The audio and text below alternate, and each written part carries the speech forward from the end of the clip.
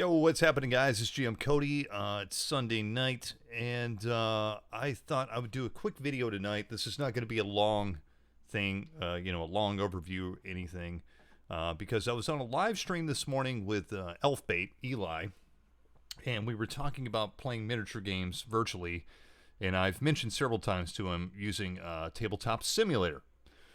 And so I was going to do this for his benefit, so I thought I would do this for everybody's benefit and demonstrate Tabletop Simulator and how it can be used to play miniature games virtually. If you don't know about Tabletop Simulator, basically what it is a 3D engine to play any type of game, tabletop game you want to play. It does a lot of things very well. It's been around for a while. I'm not sure how long, but it's a little bit older software. But I still think it's very useful and very underutilized for playing a lot of different games virtually, and especially miniature games. I think it's a really good, or it's not the best, but it's the best I think you're going to find for playing a miniatures game digitally with your friends online. So we're going to look at Tabletop Simulator tonight. Now, I'm not going to go through the ins and outs of Tabletop Simulator. I do know the software pretty well because I've been playing around with it for quite a number of years. But I'm not going to do like a tutorial or anything. I just really want to do a demonstration for you guys, and mainly Elfbait actually. But I figured I'd share it with all you guys. And I've ran a lot of miniature games and board games with Tabletop Simulator. You can do role-playing games too, for sure, and I have ran a few role-playing games, or try to, with Tabletop Simulator. I just don't really, I think it's a little too distracting for that and requires too much setup.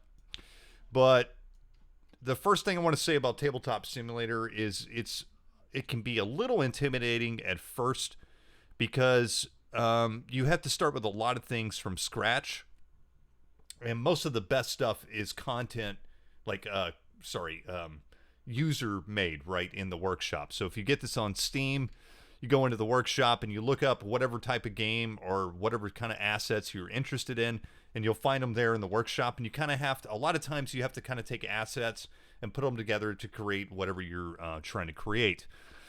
So, in this instance here, I set up this game a few years ago. Me and my friend wanted to try out, we were playing Chainmail, right? So I set this up so we could try out Chainmail. And it worked really well. We played a bunch of games of Chainmail. We were playing during COVID. And also, we would have been playing remotely anyways because he lives, in another state. He lives 600 miles away. So this is a way me and him could actually like play miniature games together. And also, I have a friend that lives 2,000 miles away from me. And we play Tabletop Simulator quite a bit.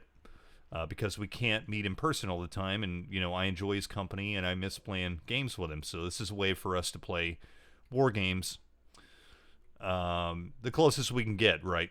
And I think it's still the best software to use to play miniature games and board games. I would say there's some other good ones for board games too, like Vassal and such, but Tabletop Simulator is still pretty good in that department, and we'll look at that. I'll bring up some board games and stuff.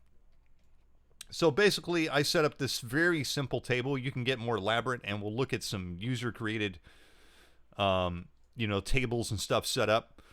And I just threw this together from different assets off of the Tabletop Simulator workshop. So you can get miniatures in Tabletop Simulator, and they're fully 3D models that people have imported.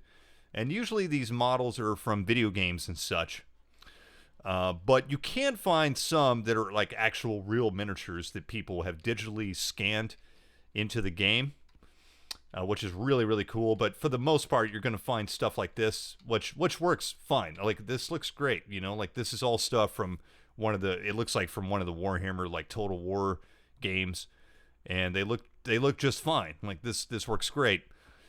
And, a lot of times they will not be attached to bases. So I had to take these figures and glue them onto basically there's a little tool there where you fix them onto the bases, and the bases were separate assets. And, all this stuff takes a little bit of work and figuring out, but once you figure it out, it goes really fast. Like, it didn't take me any time to throw all this together. You know, in the hills, I got somewhere else. The trees, I got somewhere else, and I just made these little tree templates, which I could do better. But, you know, we're playing an old school war game from the 70s, so I kind of wanted to make it look like an old school war game from the 70s. So it's just like this green mat, like this, you know, we're in this wood room, and, you know, these backgrounds, you can change the background. You can change the tables. This is the basic table, and I just added these wings on. You can import PDFs directly into Tabletop Simulator, and of course right here I have the chainmail rules twice over here, one so I can reference tables and one so I can actually look through the rules. You can also access the internet inside of Tabletop Simulator, and here, which is not loading anymore for some reason. I'll have to check out why, but I had this online app to calculate the morale, post-melee morale for chainmail, just to make it a little bit easier for calculations. I had that up on the tablet so we could just enter in the numbers we need, press calculate, and come up with numbers. Of course, you can have dice, and I've just got these dice out here for casualties and fatigue and stuff. It does use real physics, so you can actually roll the dice, you know, and it'll tell you the numbers. Of course, you just hover it over, and it'll tell you. But usually I use these little nifty dice rollers, and you put whatever type of die you want to roll on top of it, put however many dice you want to roll, hit the number, and it comes up with all your dice there. So that's usually how I like to roll the dice. But you can actually, you know, physically roll the dice, which is really cool. And you can make these bags to hold things. You can lock things down, obviously, if you have terrain on a wargaming board and you don't want to select that, like this here. You can see toggle, unlock. I can actually like pick this whole thing up. But obviously, if you got terrain down, you want to lock it down so it doesn't move around.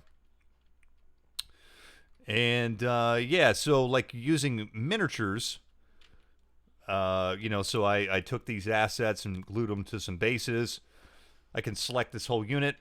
I can pick them up, and then I hold down tab, and it's going to bring up the measuring stick, and then I can actually tell how far they're moving. So say these guys move 6 inches. Once I pick them up at the 0 mark and move them 6 inches, and I can drop them.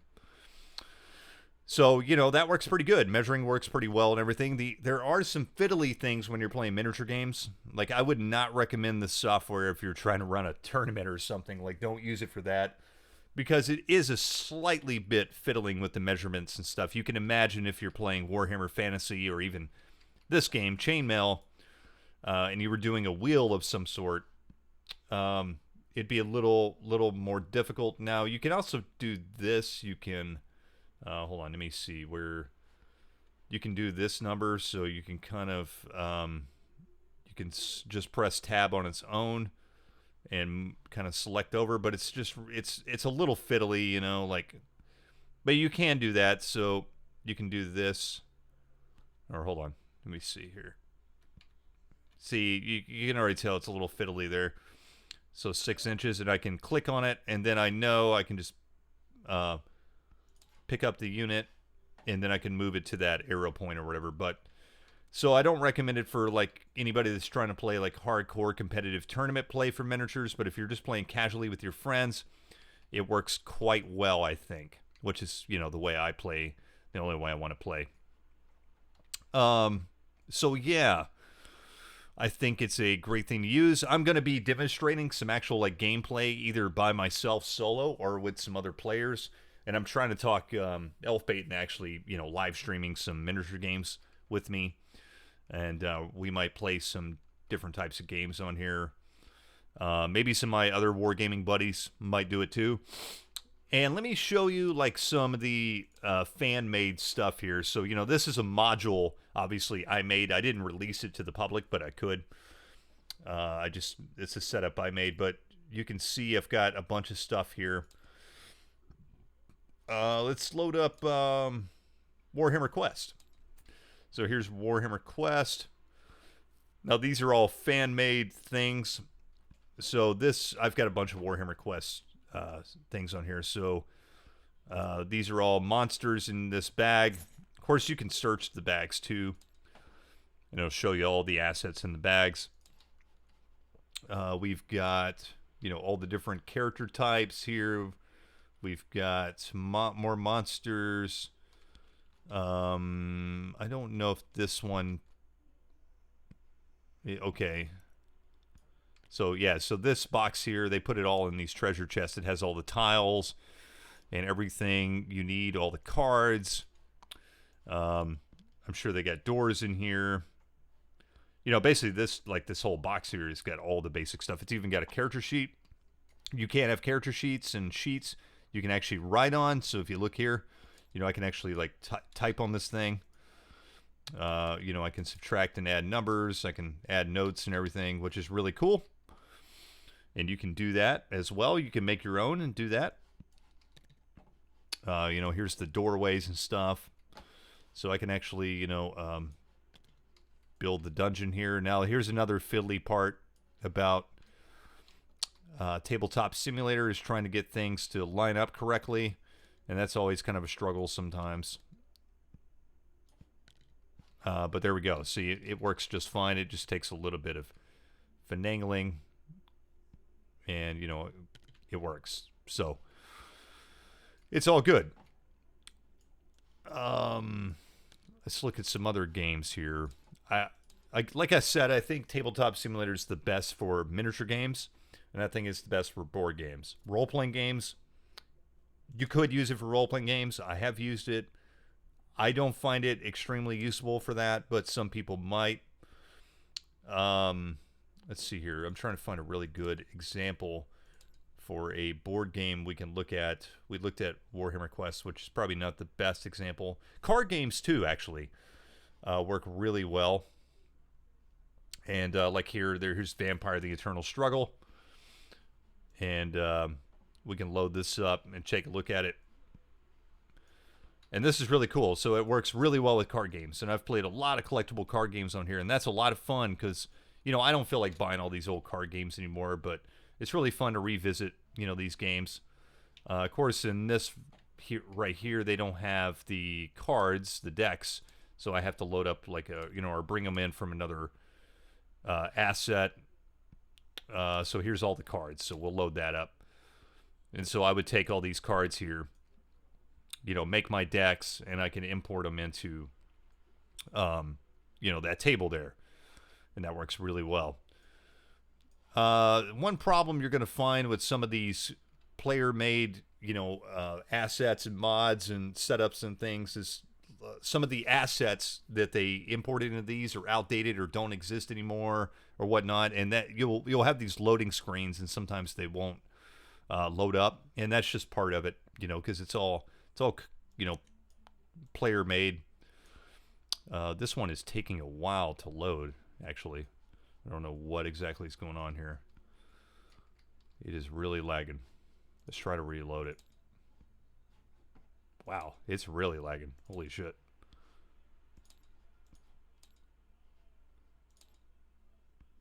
So let's see if I don't load the tablet, if it makes it a little faster. Usually they load up pretty quick. I don't know what's up with this one.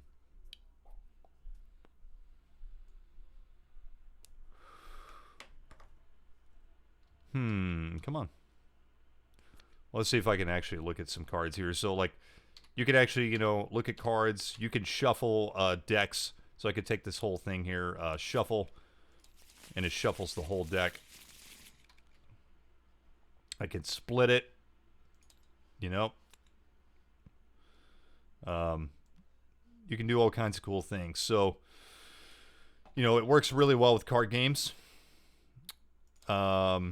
And I've got quite a few of the card games on here. Let's see. Something's really lagging behind here. I don't know what. Could be that I've got, OBS recording this. I'm trying to find another good example just to show off for you guys that are familiar with it.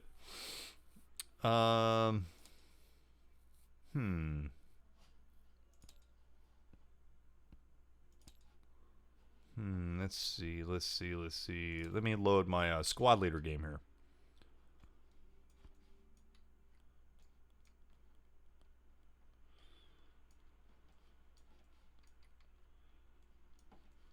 Again, it's going really slow. Don't know why. Usually loads up a lot faster.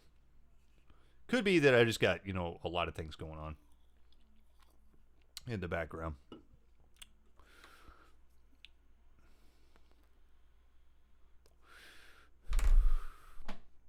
You're killing me, Tabletop Simulator.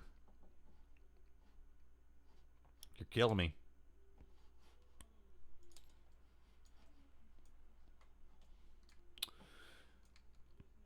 Come on.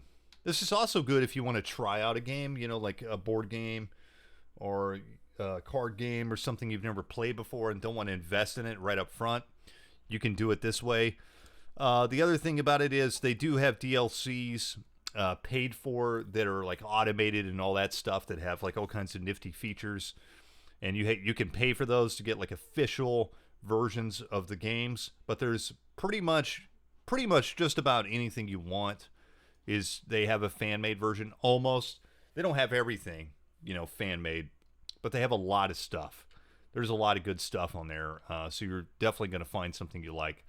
But if you really love a board game, or if you want to try out a board game or a card game or even a miniatures game, this would be a great way to do it for sure without investing a lot of your time and money. Okay, all of a sudden it decided to load really fast. So, here's the classic, one of my favorite games of all time, the classic Avalon Hill Squad Leader. And, of course, right here we got the rule book. We got the classic boards. We got the counters here. I can pick up the counters. I can move them. I can flip them, which, you need to do in the game. There is a weird thing on the Squad Leader thing here, and I can't remember what it is, but it'll, like, make your counters disappear and stuff. And it can be a little fiddly with some of these games. But, this is a great way to, like, I play, sometimes I just get on here and, like, play Squad Leader, by myself when I get bored. And it's really fun just to play, like, solo, games like this that, nobody else is really going to want to play with me and stuff. Here's all the charts and stuff. You can set up all your charts and everything. I can actually, unlock these boards and move them around just like in the real game and make whatever I want. Let's see what else we got here to kind of show off. Some of these are better than others. Some of these fan-made ones are kind of shit, to be honest with you, but some of them are really, really good. Let's see. What would be a good one to show off for you guys? I don't remember what Dungeon looks like. I guess a lot of different card games and stuff in here. Oh, here's the old SPI Star Soldier. So they got this in here. And again, they got the rule book. They got all the counters and everything. And, you can make your own set like this. So if you have a classic board game you like and want to try it out or play with your friends or never got to play, you could find all the assets online. You'd have to do a little bit of work. You could, cut and paste these assets, which is not hard to do. And then you could directly import them into the game. And I'll show you, I'll give you a small example here. So let's do, let's see, let's import something here. If I can remember how. It's actually been a while since I've done this. So you go to custom. Let's do a PDF, because that'll probably be the easiest. And let me see here. We're gonna look. Yeah. So let's take the first fantasy campaign.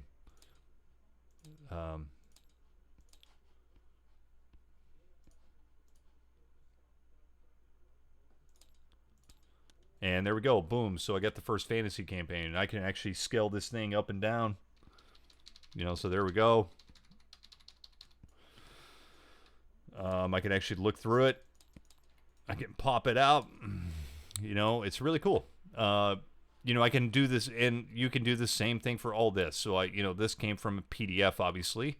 Scans of the board and everything. Somebody probably got off, they got off Google somewhere or whatever, and they had to do a little bit of work cutting apart all these, and importing the boards and stuff, and they imported all this in here, and here we go. We got a cool classic game, you know. So you could definitely do it yourself. Let's look at like a really good miniatures setup, so I can give you guys an idea what that looks like. Something really, really nice.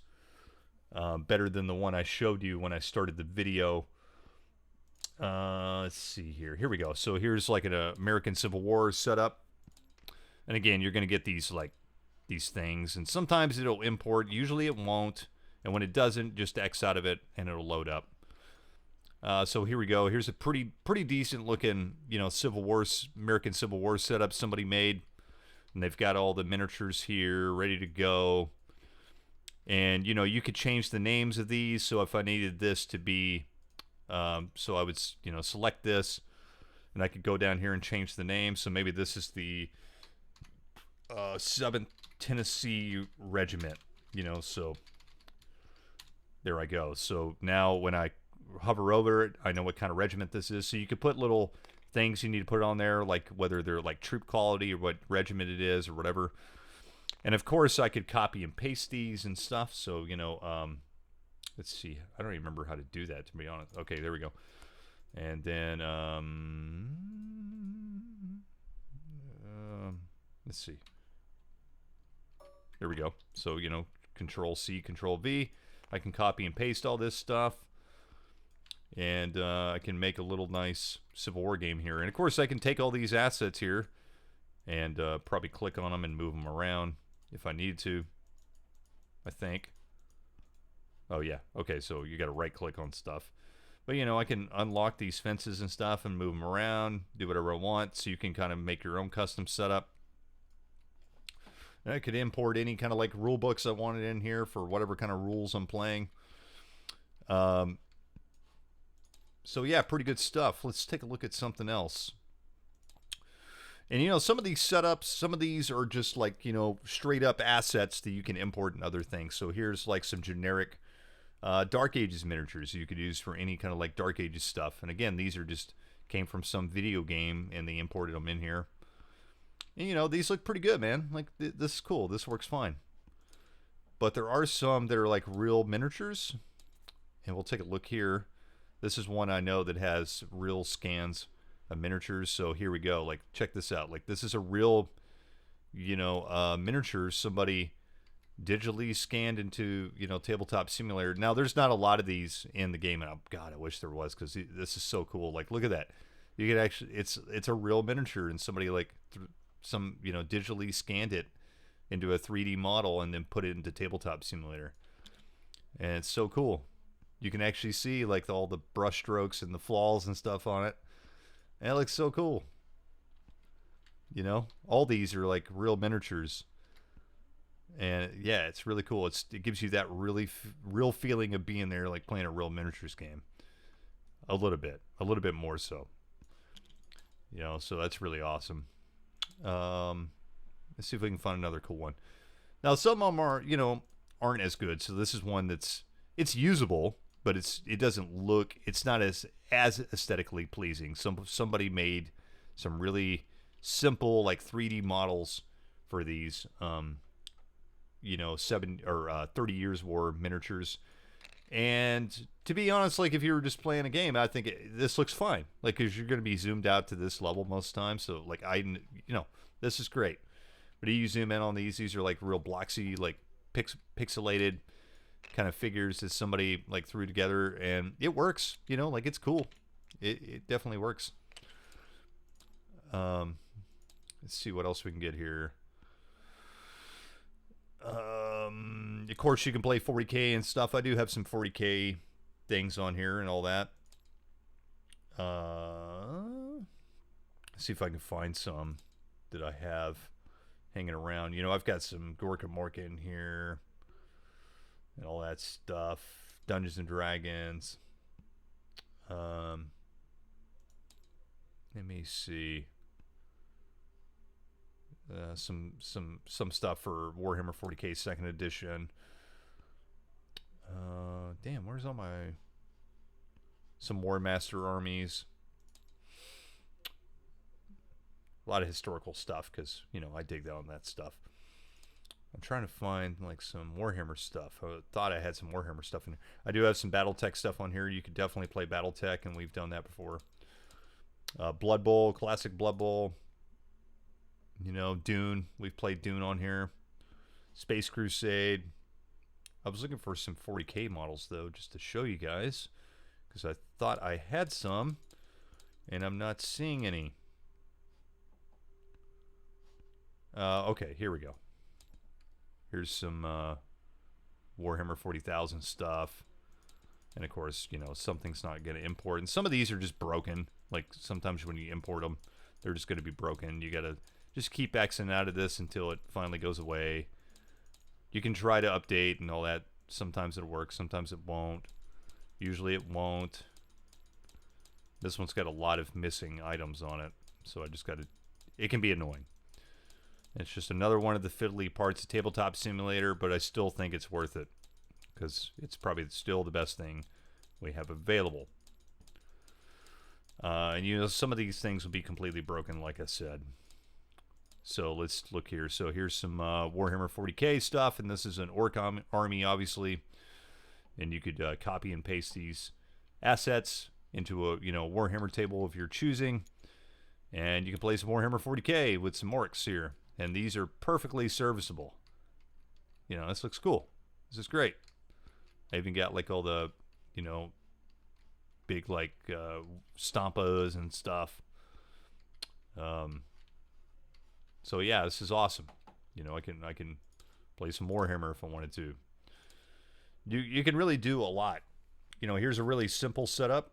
Somebody just made kind of like a Kriegspiel setup to play Maurice with just some like blocks, and this is something you could set up yourself and do like really simply, and I think this is actually really cool. And they set it up automatically, which I wish more of these like miniature games would do this, where if you pick up a unit, it automatically starts measuring it out for you. Actually, I think this is really cool. This really simple setup where it's just got infantry and cavalry and artillery. You know, so I can select this whole thing. I can wheel it, just pick it up and move it, and automatically without me pressing tab, because the person set it up to do so. And I'm not really sure how to do that. I don't remember. It will, you know, tell you how far you're moving. And they just got this really simple, like, drawn map and stuff. They got the Maurice rulebook here and all the charts. And they got the Sam Mustafa on our website here, so I can actually go on the internet if I need to look some stuff up without exiting out of my, you know, out of my game or whatever. I can actually look on the tablet and see all that stuff. You can make your own index cards and all that. And here they got the cards for Maurice, you know. And that's cool. And let me show you something with the cards here. This is pretty cool. So, I draw.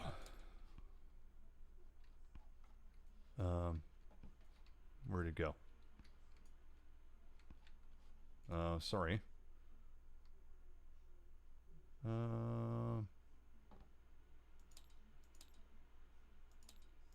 I thought that would work. It's not working though.